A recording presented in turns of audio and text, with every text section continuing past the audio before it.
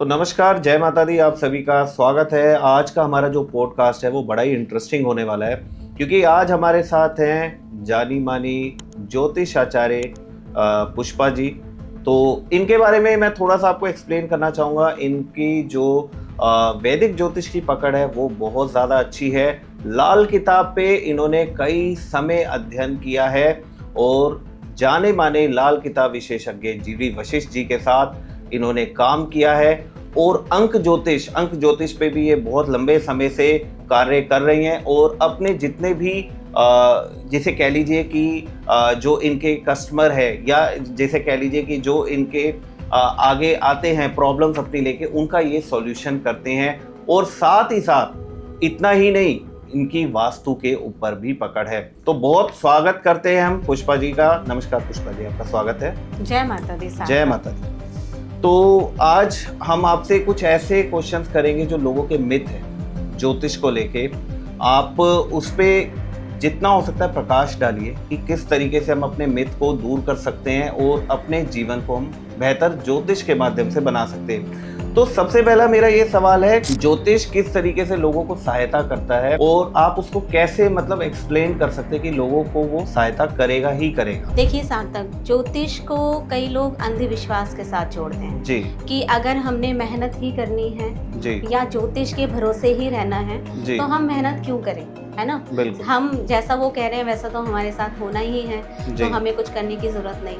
लेकिन एस्ट्रोलॉजी की एक सही परिभाषा जी, अगर मैं आज के समय में दूं जी, तो ज्योतिष वो गाइडलाइन आपको देता है जी, या एक तरह का वो प्रकाश आपको देता है जिससे आप अपनी जिंदगी की सही दिशा देख पाते हो। अच्छा, मतलब हम प्लान कर सकते हैं अपने जीवन। एग्जैक्टली। एग्जाम्पल के तौर पे आज आप सबके फोन में एक वेदर अपडेट आता है, बिल्कुल, ठीक है। बिल्कुल। और अभी आपने देखा है कि हमारे देश में बड़ी खराब स्थिति बनी थी, जी, तनावपूर्ण स्थिति बनी थी, जिसमें बिल्कुल। भी हमें जो है अपडेट्स मिल रहे थे जी। कि आप जो है ब्लैकआउट यानी लाइट्स ऑफ करके रखिए। जी, तो जब हमें ये चीज़ पता चल जाती है कि हमारे ये काम करने से हमारे जीवन में परेशानी आ सकती है, जी, तो अगर हम उस चीज़ को करना छोड़ दें जी, या सावधानी बरतें, उदाहरण के तौर पे आपके वेदर अपडेट ने बताया कि कल बारिश होने वाली है, जी, तो आप अपने घर से तैयारी करके निकलेंगे तो इससे आप आने वाली परेशानी से बच सकते हो।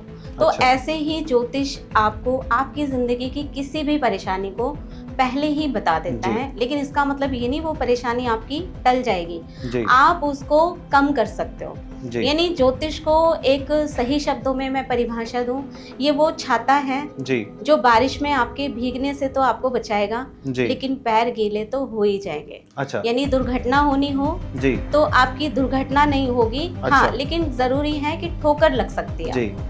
अच्छा, तो एक चीज़ और मैं जानना चाहता हूँ पुष्पा जी कि आपने बहुत लंबा सफ़र जो तय किया है गुरुदेव वशिष्ठ जी के साथ, जीडी वशिष्ठ जी के साथ भी तय किया है, तो उसके बारे में आप बताइए, क्योंकि आपने वहाँ से एक ऐसे अमूल्य रत्न आपने अब संजो लिए होंगे जो इतने लंबे सफ़र में, तो वो कैसा एक्सपीरियंस आपके जीवन में? देखिए, एक बात मैं सार्थक आपको बोलूंगी जी, कि ज्योतिष को आप नहीं चुनते हो, बिल्कुल, ज्योतिष एस्ट्रोलॉजी आपको चुनती है। जी, तो सबसे पहले मैं जो थी बिल्कुल एस्ट्रोलॉजी के खिलाफ थी अच्छा, और एकदम मैं नहीं मानती थी कि एस्ट्रोलॉजी कुछ नहीं होती, ज्योतिष कुछ नहीं होता, जी, ये सब कुछ जो होता है मन का वहम होता है। अच्छा, मेरे पास लोग आने लगे और उनकी प्रॉब्लम्स को देखकर मैंने देखा कि उन पर उपाय इतना अच्छा जी। काम करता है, जी, उनकी जिंदगी में जो है बदलाव आ रहे हैं। बहुत ज्यादा ग्रह खराबी पे होते हैं जी, तो वही इंसान जिसकी जिंदगी बहुत अच्छी चल रही है जी, वो इतने बुरे हालात में घिर जाता है, और जी। जब वो उपाय करता है तो उसको एक अजीब सा फायदा होता है, उसको अजीब सा मोटिवेशन मिलता है और वो कहता है कि मेरी लाइफ में आप सब कुछ अच्छा हो रहा है। अच्छा, तो जब मैंने ये मेरिकल्स देखे लोगों के उपाय से जी, तो मुझे लगा कि इस ज्योतिष से लोगों का बहुत भला हो सकता है। जी, फिर मैंने ये सोचा कि मुझे एस्ट्रोलॉजी करनी चाहिए और इससे क्योंकि लोगों को बहुत ज़्यादा फायदा होता है और आने वाले समय में अगर परमात्मा ने चाहा, माता रानी ने चाहा, जी, तो मैं भी जैसे मेरे गुरुजी जीडी वशिष्ठ जी बहुत अच्छा काम जी। कर रहे हैं, तो मैं भी उनकी तरह ज्योतिष को और खास तौर से लाल किताब को बहुत आगे लेके जाना जी। चाहती हूँ। अच्छा, एक क्वेश्चन और मेरा है कि लोगों के ना मन में ये प्रश्न बार बार उठता है कि हमें तरक्की कौन सा ग्रह दे सकता है। आपके पास तो अमूमन लोग आते ही होंगे इस तरीके के कि हमें तरक्की कौन सा ग्रह दे सकता है, कौन सी ऐसी दशा आएगी जो हमें तरक्की दे। तो आप कुछ इस पर प्रकाश डालिए। एस्ट्रोलॉजी में सबसे दो बड़े ग्रह हैं, बुध और बृहस्पति। अच्छा, यानी कि जो पूरा आसमान है वो है बुध जी, और जो आसमान में हवा है वो है जी। बृहस्पति। अच्छा, तो ना आसमान को नापा जा सकता है जी। और ना ही हवा को नापा जा जी। सकता है। लेकिन क्योंकि बुध का कारक है बुद्धि जी, और बृहस्पति का कारक है किस्मत, जी, और अकल और किस्मत का हमेशा ही झगड़ा रहा है। जी, क्योंकि अकल कहती है कि मैं बड़ी हूँ और जी। किस्मत कहती है कि मैं बड़ी हूँ। तो बृहस्पति और बुध ये इनको देखना लाल किताब में और ज्योतिष में बहुत जरूरी हो जाता है। जी, अब जिस इंसान का बुध खराब हो, ऐसे इंसान की बुद्धि खराब हो जाती है। जी, ऐसा इंसान गलत डिसीजन लेता है, वो जो काम करता है उसका क्रेडिट कोई और ले जाता है और वो अपने हक की बात कर जी। ही नहीं पाता। तो इसके चलते वो कहते हैं ना, विनाश काले विपरीत बुद्धि। तो ऐसा इंसान गलत डिसीजन लेता है और गलत डिसीजन के चलते उसको बार बार नुकसान देखने को मिलता है और हार के फिर वो यही कहता है कि मेरी किस्मत ही खराब अच्छा, है। फिर बात आ जाती है नसीब पे, किस्मत पे।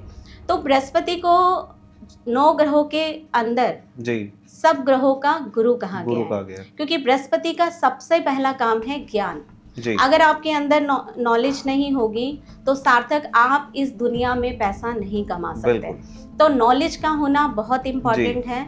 इसलिए मैं सभी को बोलती हूँ कि अपनी कुंडली में सबसे पहले बृहस्पति और बुध को स्ट्रॉन्ग करो। ये जी। दो ग्रह ज्यादा इम्पोर्टेंट है कि बहुत जिन पे- इम्पोर्टेंट है। अच्छा। अगर आपकी बुद्धि खराब हुई तो आप हमेशा गलत डिसीजन लोगे। जी, अगर आपको कोई एडवाइस देकर जाएगा हम्म, तो सिर्फ आप अपनी ही बात को सही समझोगे, सामने वाले को गलत समझोगे। जी, तो वो सीखने समझने की तो क्षमता खत्म हो गई आपकी। जी, और अगर आपका बृहस्पति खराब हुआ, ये वही लोग होते हैं जो बहुत मेहनत करते हैं और जब उनको मेहनत करने के बाद रिजल्ट नहीं मिलता तो वो कहते हैं कि हमारी किस्मत ही खराब है। जी, तो जो खराब किस्मत का ग्रह होता है वो बृहस्पति होता है। इसलिए बृहस्पति को अच्छा करना बहुत अच्छा। जरूरी है, तभी आप अमीर बन सकते हो, तभी आप सफल बन अच्छा। सकते हो। तो एक ऐसा कोई उपाय बताइए बुध का जो सब पे लागू हो जाए और अपने बुध और बृहस्पति को हर कोई अच्छा कर पाए।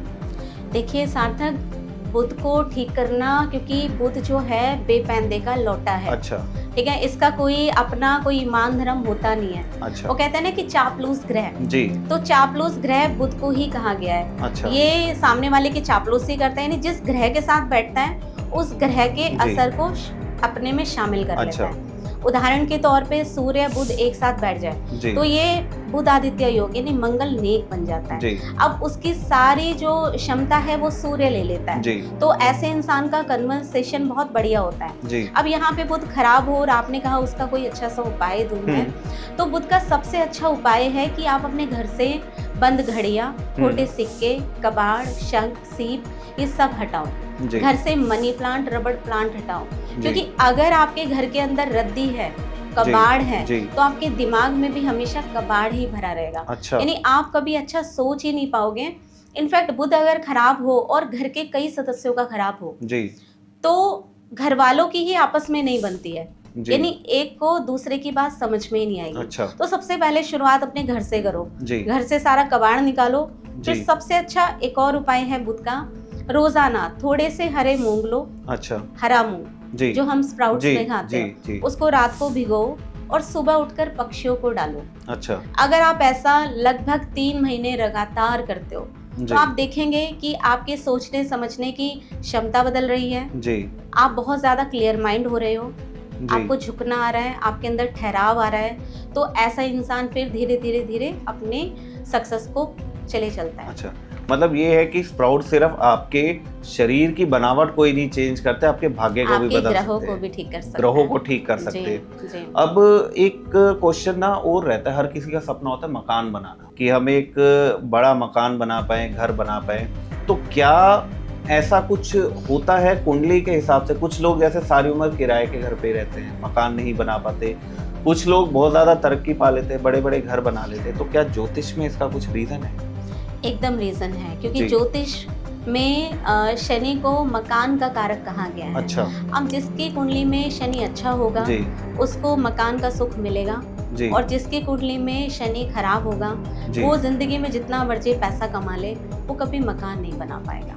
अच्छा। अब यहाँ पे सवाल ये आता है कि शनि अच्छा या खराब कैसे होता है। जी। तो इसका सबसे सिंपल, जो कि मेरे गुरुदेव जी खुद भी बताते हैं जी। और आज मैं आपको उसका एक बहुत छोटा लो बताने वाली हूँ कि जन्म कुंडली में अगर आपने देखना है कि शनि अच्छा या खराब कैसे होता है, तो जन्म कुंडली के पहले से लेके छठे घर तक अच्छा। अगर राहु बैठ जाए तो ऐसे में शनि अशुभ हो जाते हैं। अच्छा। और जिनके शनि अशुभ हो जाते हैं, ऐसे लोग बहुत कोशिश करने के बाद भी अपना मकान नहीं ले पाते। अच्छा। किराए के मकान में ही रहते हैं। अच्छा। और अगर इन्होंने कर्जा लेकर मकान ले भी लिया तो इनके जिंदगी में इतने बड़े बड़े दुख आते हैं, चाहे वो कर्जे के रूप में आए, चाहे बीमारी के रूप में आए, चाहे किसी भी रूप में आए, लेकिन इनका जो घर है वो बिकने की कगार पे आ जाता है। अच्छा। इसलिए शनि को दुरुस्त करके ही आपको मकान लेना चाहिए, वरना ये लिया हुआ मकान ही आपको बर्बादी की तरफ ले जा सकता है। इसके लिए आप उपाय ज़रूर बता दीजिए,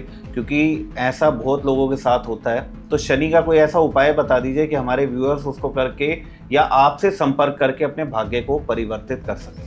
बिल्कुल, क्योंकि देखिए मैंने अपने 12 साल के एक्सपीरियंस में ये देखा है कि 90% लोग जो मेरे पास आते हैं जी, वो मकान लेने के बाद जब उनकी परेशानी, क्योंकि शनि की तासीर है धीरे धीरे, वो कहावत है ना, शनै शनै शनै, तो शनि की चाल धीमी होती है।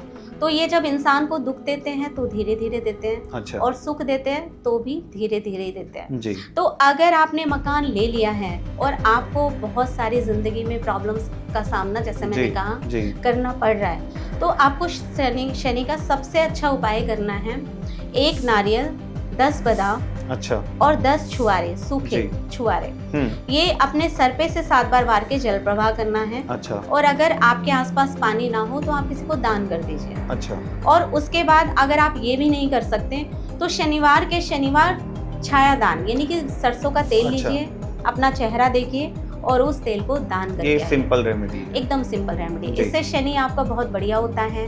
और जो शनि के जितने भी बुरे प्रभाव, और केवल ये वो नहीं कर सकते जिनकी कुंडली में शनि की महादशा चल रही है, अच्छा, अंतरदशा चल रही है, या शनि की 7.5 चल रही है और उनको लग रहा है कि मेरे काम रुक रुक के हो रहे हैं, उनको भी इस उपाय को करना चाहिए और करके देखें, उनको बहुत अच्छा रिजल्ट मिलेगा। तो जैसे मैम आपने शनि की बात की तो मेरे माइंड में एकदम क्वेश्चन आया कि नीलम, शनि का ये स्टोन है, लेकिन लोग इससे बड़ा घबराते हैं कि हम नीलम डालें या ना डालें।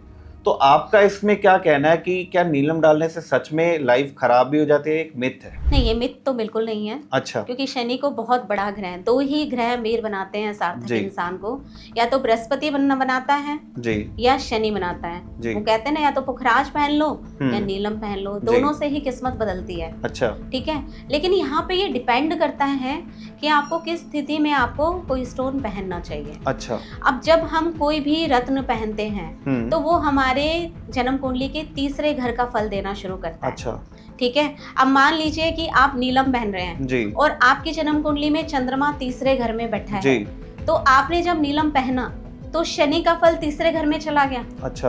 तो वहां पे चंद्र और शनि का मेल हो गया। अच्छा। और जब चंद्र शनि का मेल हो जाता है तो इंसान बहुत ज्यादा कंफ्यूजन में आ जाता है, उसका रुपया पैसा प्रॉपर्टी सब खराब होने लगता है, धन का नुकसान होने लगता है। तो ये वो लोग हैं जो गलत एडवाइस से या गलत तरीके से अपने आप से रत्न पहन लेते हैं और फिर उनको बहुत हैवी पैसे का नुकसान, मतलब खुद का सेल्फ ट्रीटमेंट कभी नहीं करना, एकदम नहीं करना चाहिए। जैसे आप बीमार होते हो तो डॉक्टर के पास ट्रीटमेंट करवाने जाते हो, जैसे आपको एक ड्रेस डिजाइन करनी है तो आप किसी डिजाइनर के पास जाते हो, ऐसे ही अगर आपने अपनी किस्मत के बारे में जानना है तो एकदम अच्छे एस्ट्रोलॉजर के पास जाके आपको अपनी कुंडली दिखानी चाहिए, क्योंकि अगर आपने जिंदगी के साथ जरा सा भी छेड़छाड़ किया तो आपको बड़े बड़े नुकसान हो सकते हैं। अच्छा, एक चीज बताइए कि कुंडली में जैसे गुण मिलान का कॉन्सेप्ट होता है, उसी तरीके से आप मेरे को बताइए। एक तो हो गया कि गुण मिलान का कॉन्सेप्ट हो गया, एंड सेकंड जो कॉन्सेप्ट हो गया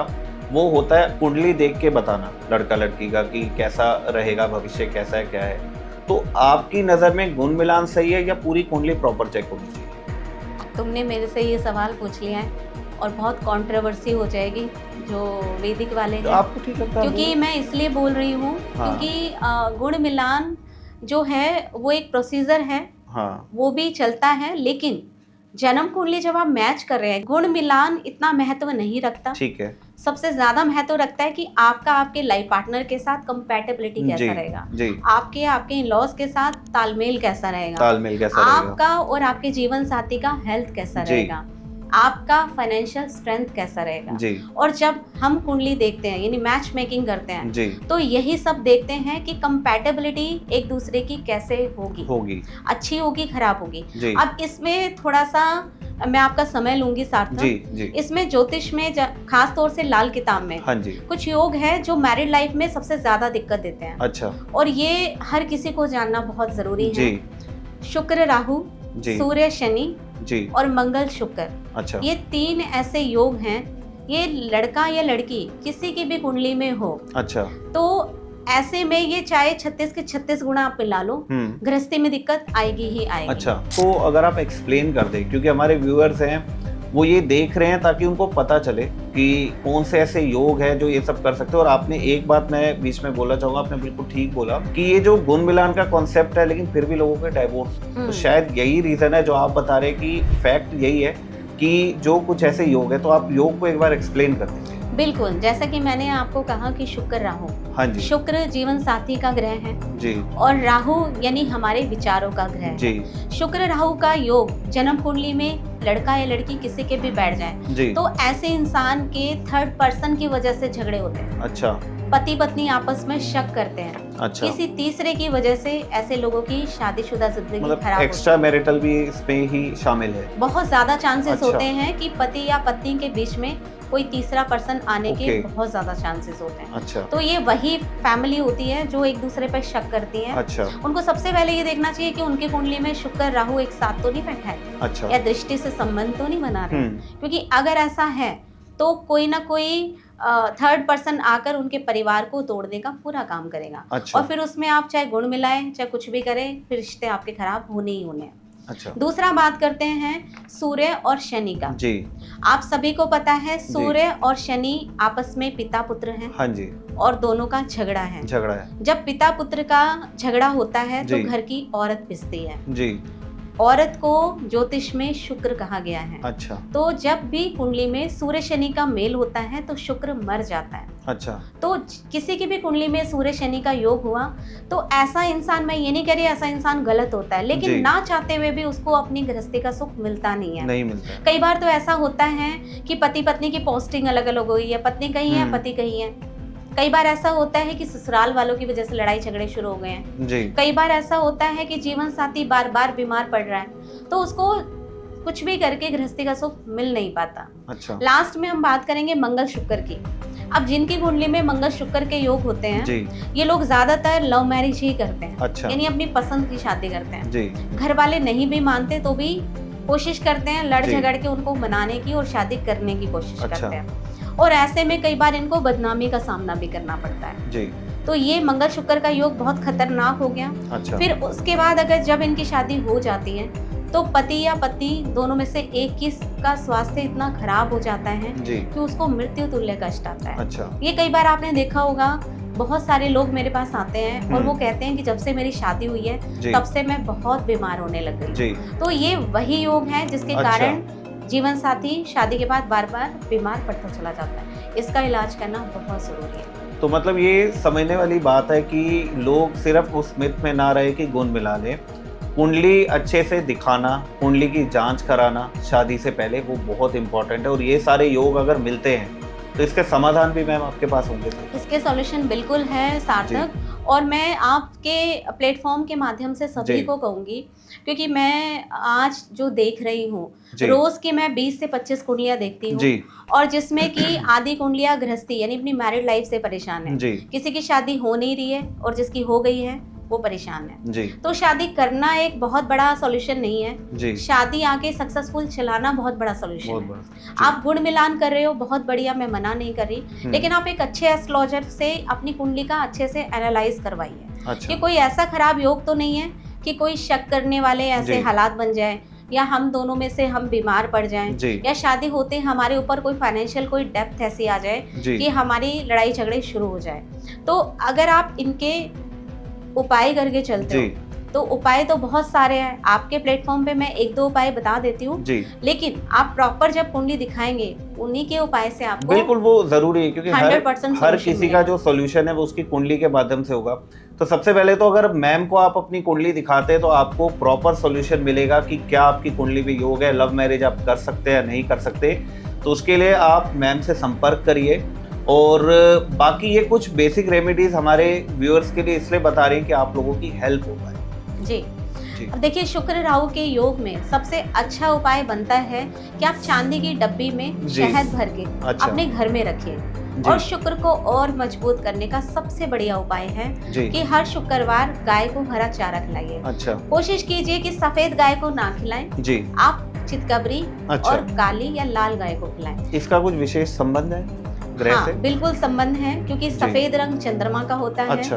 और चंद्रमा शुक्र आपस में वैसे ही शत्रु होते हैं। जी। तो सफेद गाय को खिलाने से आपकी वो बुराई खत्म नहीं होगी। जी। वैसे आप उसको डाल सकते हो, लेकिन उपाय में काउंट नहीं होगा। जी। आपका उपाय लाल काली, लाल रंग जो है वो सूर्य का होता है, काला अच्छा। रंग जो होता है वो शनि का होता है। अच्छा। तो सबसे बढ़िया है काली गाय। काली गाय को आप खिलाते हो तो उससे आपका शुक्र बहुत मजबूत होता है। ठीक है। अब एक क्वेश्चन है कि वास्तु आजकल बहुत ज्यादा ट्रेंडिंग में है, वास्तुशास्त्र, तो उसको आप कुंडली से ज्यादा, मतलब कुंडली का महत्व है, वास्तु का महत्व है, या दोनों को कंबाइन करके देखा जाए? वास्तु 100% होता है, ठीक है। लेकिन वास्तु 100% काम करे, सिर्फ वास्तु 100% काम करे, ये बिल्कुल भी सच नहीं है। अच्छा। क्योंकि ज्योतिष पे जैसा कि आपको पता है कि मैं सबसे पहले, क्योंकि जो कुंडली है जी। वो सब ग्रहों की, वास्तु की, न्यूमरोलॉजी की जननी है। जननी है। क्योंकि कुंडली से आप वास्तु भी देख सकते हो जी। आप न्यूमरोलॉजी भी देख सकते हो, जी। ग्रह भी देख सकते हो, राशियां भी देख सकते हो, जी। और इंसान के जीवन के सारे हालात देख सकते जी। हो। कुंडली के हिसाब से वास्तु होता है, अच्छा। जिसे हम एस्ट्रो वास्तु कहते हैं। ठीक है। उदाहरण के तौर पे जन्म कुंडली का पहला घर जी। आपकी पूर्व दिशा है। ठीक है। जन्म कुंडली का दूसरा घर जी। उत्तर पश्चिम यानी अच्छा। कुबेर स्थान है, कुबेर जिसे स्थान। वायव्य स्थान कहा जी। गया है। जन्म कुंडली का तीसरा घर जी। उत्तर की दीवार है। जी। जन्म कुंडली का चौथा घर उत्तर पूर्व यानी अच्छा। कि ईशान कोण है। जन्म कुंडली का पांचवा घर पूर्व की दीवार है। जी। जन्म कुंडली का छठा घर उत्तर की दिशा है। अच्छा। जन्म कुंडली का सातवां घर साउथ वेस्ट जी। यानी दक्षिण पश्चिम की दिशा है, अच्छा। जो पति पत्नी के रिलेशंस को बहुत मजबूत करती है। जन्म कुंडली का आठवां घर दक्षिण का दिशा जी। है, जिसे सबसे ज्यादा बुरा माना जाता है। अच्छा। जन्म कुंडली का 9वां घर घर का केंद्र है। जन्म जी। कुंडली का 10वां घर पश्चिम दिशा है। अच्छा। जन्म कुंडली का 11वां घर तिजोरी है। जी। और जन्म कुंडली का 12वां घर साउथ ईस्ट यानी कि अच्छा। दक्षिण पूर्व दिशा है। ठीक तो है। देखिए, सारी दिशाएं ग्रहों से रिलेटेड हैं। अच्छा। अब एग्जाम्पल के तौर पे आपका जो वॉशरूम है या जी। टॉयलेट है, अगर नॉर्थ ईस्ट में हुआ, जी। नॉर्थ ईस्ट यानी कि ईशान कोण, ईशान को। जहाँ पर हम ज्यादातर भगवान को स्थापित करते हैं, जी। जिससे कि हमारे अंदर वही स्पिरिचुअलिटी आए, जी। हम नेक दिल बने, जी। अच्छी सोच रखें और प्रभु के प्रति हमारी आस्था जी। बनी रहे। और वहीं पर अगर आपका टॉयलेट हुआ या किचन हुआ, जी। तो यहाँ पे राहु का अंश स्थापित हो गया। अच्छा। तो ऐसे घर में हमेशा लड़ाई झगड़े रहेंगे। जी। ऐसे घर में रुपए पैसे की कोई बरकत नहीं होगी। ऐसे घर का पैसा हमेशा बीमारियों में ही जाएगा। अच्छा। तो देखिए, अगर आपने टॉयलेट नॉर्थ ईस्ट में रख लिया तो वास्तु दोष तो बन गया, लेकिन आपकी कुंडली का चौथा घर भी बिल्कुल खराब हो गया। अच्छा। तो दोनों एक दूसरे से जुड़ा हुआ है। अगर आप उसका उपाय कर लेते हो और जन्म कुंडली का उपाय नहीं करते, जी। राहु अगर चौथे घर में बैठ जाए और आपने अगर अपने घर के टॉयलेट में तोड़ा फोड़ी करा ली, अच्छा। तो ये आपके जीवन को बर्बादी की तरफ ले जाने का काम करेगा। अच्छा। तो वो आपका सिर्फ वास्तु ठीक करने से नहीं ठीक होगा, आपको अपने जन्म कुंडली के चौथे घर के उपाय करने पे बहुत मतलब जरूरी जैसे है। कुछ लोग कंस्ट्रक्शन कराते हैं तो ऐसा देखा भी जाता है, उसके बाद उनके घर में प्रॉब्लम्स आने लग जाती हैं, तो कारण वो यही हो सकता है कि चौथे घर से राहु का कुछ संबंध है। देखिए, जन्म कुंडली में 9 ग्रह हैं, ये जी। आपको पता है। जी। 9 ग्रह 12 घरों में कहीं तो बैठेंगे। बिल्कुल। अब वो जहाँ बैठेंगे, एग्जाम्पल के तौर पे लाल किताब कहती है शनि और राहु चौथे घर, क्योंकि चौथा घर चंद्रमा का घर है, और वहां पर कोई भी ग्रह बैठता है तो वो पाप ना करने की कसम खाकर बैठता है। लेकिन जब आप उसको छेड़ोगे, यानी आप कुछ गलतियां करोगे, गलतियों में क्या होता है, आपने तोड़ा फोड़ी करा ली, तो जैसे आप तोड़ा फोड़ी कराओगे आपके घर के अंदर दुख आने शुरू हो जाएंगे। अच्छा। तो ये कारण है कि आपके जीवन में जैसे कंस्ट्रक्शन आप कराते हो दुख आना शुरू हो जाता है। अच्छा, अब आजकल एक चीज और बहुत प्रचलन में है, अंक ज्योतिष। अंक ज्योतिष आपने देखा होगा कि, लेकिन उसको लोग कई तरीके से कर रहे हैं। अंक ज्योतिष को तरह तरह के, कुछ अंकों को कह रहे शुभ है, कुछ को कह रहे अशुभ है। तो आपकी दृष्टि में अंक ज्योतिष कैसे देखी जाती, क्या है? सही मायने में कुंडली से भी कुछ देखा जाता है, शुभ अशुभ जैसे ग्रह है उसको भी अंकों से कोरिलेट करते हैं, कैसे होती है? देखो सार्थक, जब हम सबका जन्म होता है जी, तो कुंडली से पहले हमारे पास अंक ही होते हैं जी। हमें डेट ऑफ बर्थ ही मिलती है। डेट ऑफ बर्थ मिलती है। डेट ऑफ बर्थ मिलती है वो भी अंकों में मिलती जी। है। टाइम ऑफ बर्थ मिलता है वो भी अंकों में मिलता जी। है। और फिर जो जन्म स्थान होता है उसका हम लैंगिट्यूड लॉन्गिट्यूड लेते जी। हैं। तो अंक तो बहुत ज्यादा जरूरी होते ही हैं। अच्छा। ठीक है जी। तो अंकों का क्या साइंस है कि अंक यानी कि 9 ग्रह, जी। 9 ग्रह उसमें समाये हुए हैं। जी। पहला नंबर सूर्य का। सूर्य का। जी। अब किसी का जो जन्म की तारीख है वो 10 हुई जी। तो उसका 1 नंबर बन गया। अच्छा। या 19 हुई जी। तो 1 नंबर बन गया। जी। तो ऐसे इंसान का जो नेचर होता है वो बड़ा ही लीडरशिप वाला होता है, यानी सूर्य के उसके अंदर गुण आ गए। गुण आ गए। ठीक उसी तरीके से अगर किसी का 4 नंबर हुआ, जी। 4 नंबर राहु का नंबर है, राहु का, जिसको हर कोई अनलकी कहता है। जी। लेकिन मैं ये नहीं कहूंगी कि राहु का नंबर अनलकी होता है, बिल्कुल। क्योंकि लाल किताब में कहावत है, राहु जिसको तारे उसको कौन मारे, जी। और राहु जिसको मारे उसको कौन तारे। जी। यानी कि जिसका राहु बहुत ज्यादा स्ट्रॉन्ग है जी। तो वो बहुत ज्यादा अमीर और बहुत दूरदर्शी इंसान होता है, यानी कि बहुत लॉन्ग दूर तक देखने वाला इंसान होता है। आज में नहीं जीता, आगे की बहुत अच्छी प्लानिंग करने वाला इंसान होता है। तो जो 4 नंबर के इंसान होते हैं उनको जिंदगी में स्ट्रगल तो मिलते हैं, लेकिन इनका दिमाग बहुत तेज चलता है। अच्छा। ये लोगों को घुमाने में बहुत नंबर 1 होते हैं। जी। बातचीत में बहुत बढ़िया होते हैं। जी। और इनको आगे की ही प्लानिंग बहुत अच्छी समझ में आती है। अच्छा। और प्लानिंग ही मायने रखती है जिंदगी में। जी। कि सक्सेस होना है तो बेहतर प्लानिंग करनी है, तभी जिंदगी में आपको सक्सेस मिलेगी। अच्छा, तो एक क्वेश्चन मैं यहाँ पे और पुट करना चाहूँगा कि जैसे जब हम रत्न डालते हैं, जेमस्टोन डालते हैं, क्या ऐसा कुछ रहता है कि रत्न जब हम डालते हैं कि इस ग्रह का रत्न आपने नहीं डालना? मतलब जैसे मान लीजिए किसी ने गुमेट डाला है, गुमेट के साथ अगर मूंगा डालते हैं तो क्या वो चल जाता है? गुमेत के साथ मूंगा देखो इसलिए क्योंकि मंगल और राहु आपस में शत्रु है। जी। और हम ये हमारी जो उंगलियां हैं जी। और जब हम उसमें स्टोन पहनते हैं तो उसकी ऑरा को भी लेते हैं। जी। हमारा स्टोन पहनने का मतलब यही है कि हम उसकी एनर्जी को ले रहे हैं। तो अगर आपने गोमेद रत्न पहना है तो गोमेद रत्न क्या है? राहु का रत्न है। जी। और राहु का मतलब क्या है? आपको पता है राहु की जो कहानी है जी। कि राहु एक राक्षस हुए, बिल्कुल, जिन्होंने पहले ही ये भाप लिया कि जो भगवान विष्णु जी हैं वो उनके साथ धोखा कर सकते हैं। जी। तो जो उस राक्षस को पहले ही पता चल गया था कि मेरे साथ गलत हो सकता है, औरों को नहीं पता चला था, उनको पता चल गया था, उस राक्षस को पता चल गया था कि ये हमें अमृत नहीं देंगे, इसलिए उन्होंने लाइन में बीच में जाकर वो देव का रूप लेकर बैठ गए और उन्होंने अमृत पिया और धड़ अलग हो गया। तो ये राहु का स्वभाव है कि आपका दिमाग जरूरत से ज्यादा चलता है। तो जब आपने राहु को पहन लिया, साथ में आप मूंगा पहन रहे हो, तो मूंगा मतलब मंगल का रत्न जी। और मंगल का काम है किसी भी चीज को बढ़ा देना। मंगल यानी लाल रंग। जब आप लाल रंग को देखोगे तो आपके अंदर एक अलग ही एनर्जी आएगी, आप एक अलग वाइब्स आएंगी जो कि मल्टीपल होती है।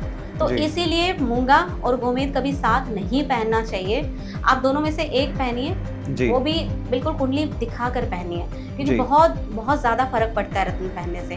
कई बार जिंदगी बन जाती है, कई बार जिंदगी बिगड़ जाती है। अच्छा, तो इकट्ठे ना पहनो। जेमस्टोन का भी ऐसे ही है कि अगर आप जेमस्टोन डाल रहे हैं तो किसी ज्योतिष विशेषज्ञ को दिखा के ही डालना चाहिए। बिल्कुल पहनना चाहिए। और सीधा सीधा कंसेप्ट है रत्न का जी। जो बुरा ग्रह है आपका, मैंने बहुत लोगों पे देखा है, मेरे पास मेरे ऑफिस में लोग आते हैं और वो उनकी अगर राहु की महादशा लगी है तो वो गोमेद पहन के आएंगे, उनकी बुध की महादशा लगी है वो पन्ना पहन के आएंगे, जबकि ऐसा बिल्कुल नहीं होता। आपको ये देखना चाहिए कि आपकी जो महादशा चल रही है वो शुभ है या अशुभ है जी। वो ग्रह आपको अच्छा दे रहा है या बुरा दे रहा है। फल कर। अगर वो बुरा है तो दुश्मन के हाथ में तलवार देने वाली बात हो गई जी। तो वो आपका गला ही काटेगा। बिल्कुल। तो अगर आपने किसी अशुभ ग्रह का रत्न पहन लिया, क्योंकि शरीर पे पहन लिया ना, फिर अशुभ चीजों को बुरी चीजों को तो हमें दूर करना होता है, जी ना कि उसे हमें अपने ऊपर पहन लेना होता है। जी तो रत्न जब भी पहनो, आप इस चीज का विशेष ध्यान दो जी कि क्या वो ग्रह आपका शुभ है, जी क्या वो आपको अच्छा फल दे रहा है, जी और अगर वो नहीं दे रहा है तो कृपया करके आप रत्न ना पहनो। जी। आप उस ग्रह से संबंधित वस्तु को, अच्छा ग्रहों से संबंधित वस्तुएं होती है अलग अलग। जी मैं आपके प्लेटफॉर्म पे आपके सभी दर्शकों को ये जी। बताना चाहूंगी कि 9 के 9 ग्रह होते हैं और 9 के 9 ग्रहों की अपनी अपनी वस्तुएं होती है। जी अगर आप उनको मंदिर में दे देते हो, किसी को दान कर देते हो, जी। तो इससे भी आप अपने ग्रहों को ठीक कर सकते हो। आपको इतने महंगे महंगे रत्न पहनने की जरूरत नहीं है। तो मैम, जैसे आप ग्रहों की वस्तुओं के बारे में बता रहे हो, थोड़ा सा हमारे व्यूअर्स को विस्तार से आप बताओ कि कौन से ग्रह की कौन सी वस्तु है, क्योंकि ये मेरे को पता है कि ये जो पॉडकास्ट जा रहा है बहुत यूनिक पॉडकास्ट है, क्योंकि इस पे ऐसी ऐसी चीज़ें बताई जा रही हैं जो शायद किसी और एस्ट्रोलॉजी के पॉडकास्ट में नहीं सुनी होगी। तो आप कुछ थोड़ा सा एक्सप्लेन करो कि कौन से ग्रहों की कौन सी वस्तु। बिल्कुल, 9 के 9 ग्रह की अपनी अपनी वस्तुएं होती हैं जी और जब आपको समझ में आ रहा है कि मेरी ये दशा लगी है और ये दशा के बाद से मेरे जीवन में तकलीफें आने लगी हैं, जी तो अगर आपको नहीं भी कोई प्लेटफॉर्म मिल रहा है कहीं एस्ट्रोलॉजी के लिए जाने का, तो आप अपने से ही उपाय कर सकते हो। जी जैसे कि सबसे पहले लेंगे बृहस्पति को। बृहस्पति की वस्तु है चने की दाल। जी। तो आप हर बृहस्पतिवार चने की दाल मंदिर में रख कर आइए। अच्छा। तो इससे आपका बृहस्पति मजबूत होगा। जी उसके बाद बात करते हैं सूर्य की। जी। सूर्य की वस्तु है गुड़, गेहूं, तांबा। अच्छा। तो आप गुड़ या गेहूं मंदिर में रख कर आइए जी। या किसी को दान करके आइए, जी गौशाला में खिला के आइए। ऐसा करने से आपका सूर्य मजबूत होगा। चंद्रमा की वस्तु होती है दूध, चावल, मिश्री। जी। तो अगर आपकी चंद्रमा की दशा चल रही है और आपको पैसों की दिक्कत आ रही है, जी तो आप चावल या दूध मंदिर में रख कर आइए, दान नहीं करना। जी। कई जगह चंद्रमा के दान करना वर्जित होता है। अच्छा। अगर आप दूध, पानी, चांदी के दान करते हो तो ये आपको तकलीफ देने का काम भी कर सकते हैं। जी। तो कभी भी दान नहीं करना, मंदिर में रख कर आइए। मंदिर में रखा। उसके बाद बात करते हैं मंगल की। मंगल की वस्तु है लाल साबुत मसूर की दाल। वैसे जी। तो बहुत सारी है, पर मैं छोटी छोटी जी, चीजें बता रही जी। हूँ जो आपको आसानी से मिल जाए। जी लाल मसूर की दाल मंदिर में रख कर आइए। जी। ऐसा करने से, या फिर आप मीठा बांटिए। जितनी भी मिठाइयाँ होती है, मीठा होता है, वो मंगल की ही वस्तु है। अच्छा। तो आप अपने दोस्तों से या हनुमान मंदिर जाइए, मीठा चढ़ाइए, दूसरों को भी बांटिए, खुद अच्छा। भी खाइए। इससे मंगल स्ट्रॉन्ग होगा आपका। अच्छा, इसलिए कॉन्सेप्ट होता है कि हर मंगलवार को लोग हनुमान मंदिर के बाहर जो बूंदी का प्रसाद होते हैं वो बांटते हैं। तो आप देखेंगे वो रंग जो होता है वो केसरी रंग होता जी, है, वो बिल्कुल। हनुमान जी का, क्योंकि मंगल के जो ईष्ट हैं वो हनुमान जी हैं। अच्छा। तो अगर आप हनुमान मंदिर जाते हैं और वहां जाकर उन्हीं की ही वस्तु यानी मंगल की ही वस्तु चढ़ाते हैं, जी दूसरों को बांटते हैं और खुद भी खाते हैं, तो अच्छा। इससे आपका मंगल बहुत स्ट्रॉन्ग होता है। जी तीसरी अगली बात करते हैं बुध की। जी बुध ग्रह की वस्तु है फिटकरी, जी। हरा मूंग। हरा मूंग जितना आप पक्षियों को खिलाते हो उससे आपका बुध स्ट्रॉन्ग अच्छा। होता है। साथ में आप जो प्लांट्स हैं वो भी बुध हैं। तो जी। अगर आपका दिमाग हमेशा स्ट्रक रहता है, जी आप कभी सोच नहीं पाते, कम्युनिकेशन में आपको प्रॉब्लम आ रही है, जी आप अपनी बात सामने वाले के सामने सही तरीके से रख नहीं पा रहे जी। हो, तो इसका मतलब कि आपका बुध खराब है। अच्छा। तो आपको पक्षियों को हरा मूंग या जो भी आपको मिले जी। वो आप खिलाइए। तो पक्षियों की जी। सेवा करने से ही बुध आपका बहुत मनी बढ़िया हो प्लांट का भी कुछ संबंध है बुध के साथ? जाएगा। मनी प्लांट यानी कि चौड़े पत्ते वाले जो पौधे होते हैं, अच्छा। ये सभी बुध में आते हैं। जी। इसलिए मनी प्लांट कोशिश करो कि आप अपने घर के आउटर में रखिए, अच्छा। क्योंकि उसका घर के अंदर रहने से भी आपकी मानसिकता पर फर्क पड़ सकता जी। है। उसके बाद आगे चलते हैं जी। शनि की वस्तु पे। शनि की सबसे बड़ी वस्तु होती है सरसों का तेल, अच्छा। लोहा, काला चना, जी। काला जी। कपड़ा, काला उड़द। आप जी। इनमें से कोई भी चीज लीजिए और मंदिर में रख कर आइए। जी। उसके बाद बात करते हैं राहु की। राहु। राहु की वस्तुओं में आता है जौ। अच्छा। जौ आप लीजिए और वो मंदिर में रख कर आइए। मंदिर में नहीं रख सकते तो आप उसको पक्षियों को भी खिला सकते हैं। अच्छा। सेवा की सेवा और आपका ग्रह भी अच्छा होता जी। है।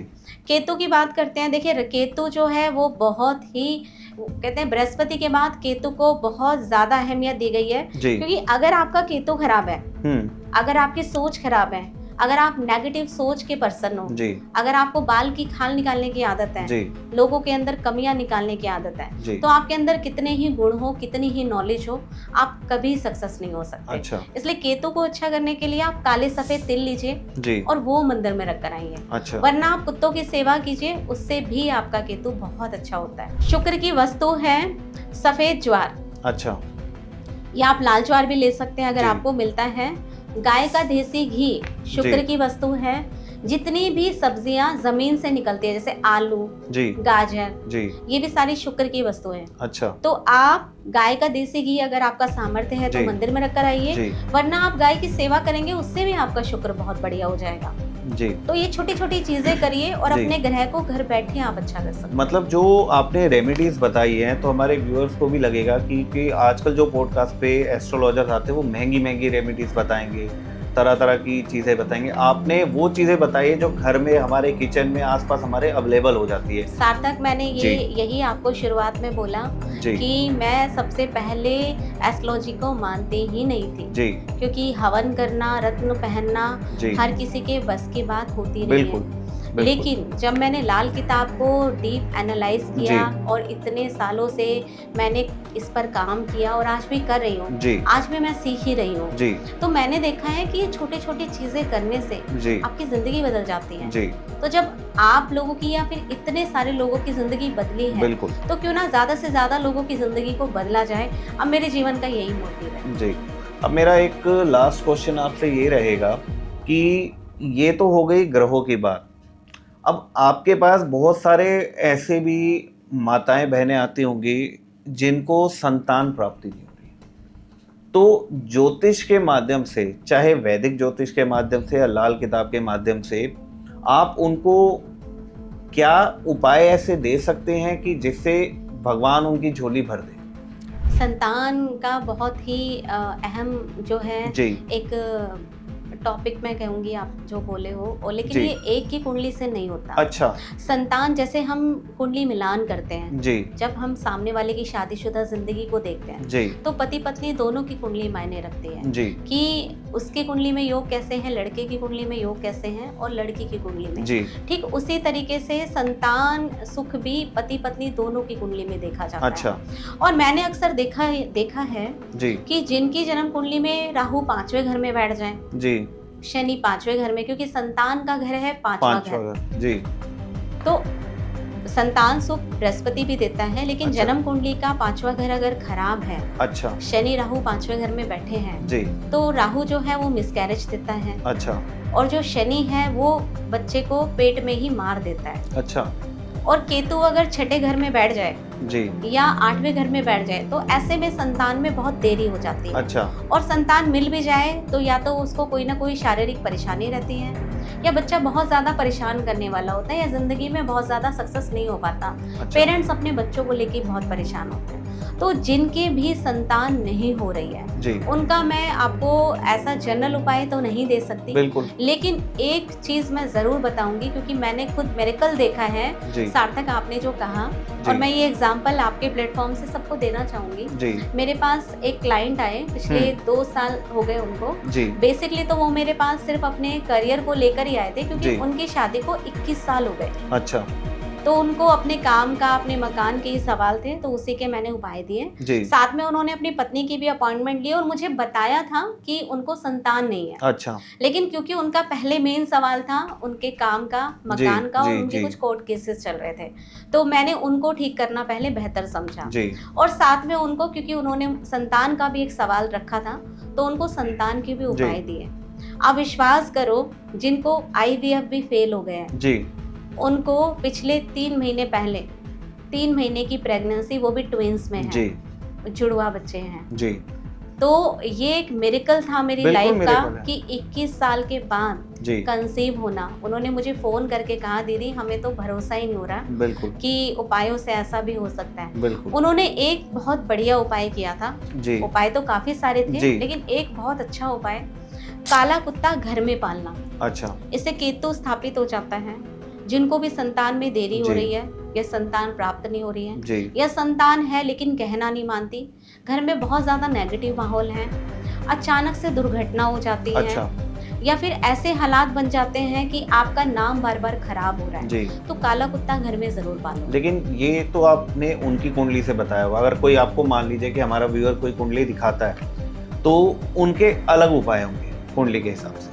उनके उपाय बिल्कुल अलग होंगे, ठीक। लेकिन जिनको संतान में देरी हो रही है, एक तो 5वां घर खराब है, और केतु संतान का ही कारक ये है। मतलब कॉमन है, केतु संतान का कारक है। ठीक है। वफादारी का नाम ही कुत्ता है, तो कुत्ते को केतु का सबसे बड़ा कारक कहा गया है। अच्छा। वैसे तो पर्सनलाइज्ड होता है, हर किसी की जिंदगी में अलग अलग कारण होते हैं संतान ना होने के। किसी का फिजिकल हेल्थ इशू होता है, किसी की कुंडली में योग ऐसे होते हैं कि उनके निसंतान होने के योग बन जाते हैं। तो पर्सनलाइज्ड अगर आप कुंडली दिखाते हो तो बहुत बढ़िया, लेकिन आप थोड़ा सा कहीं से भी आप देख रहे हो जी, आप कुत्तों को कुछ ना कुछ खाने के लिए दीजिए। अच्छा। हो सके तो कुत्ता अपने घर में पालिए जी, और एक बार अपनी कुंडली जरूर एनालाइज कराइए और वहाँ देखिए कि 5वें घर में कौन सा ग्रह बैठा है जी, और अगर खराब ग्रह बैठा है तो उसका उपाय जरूर करिए जी।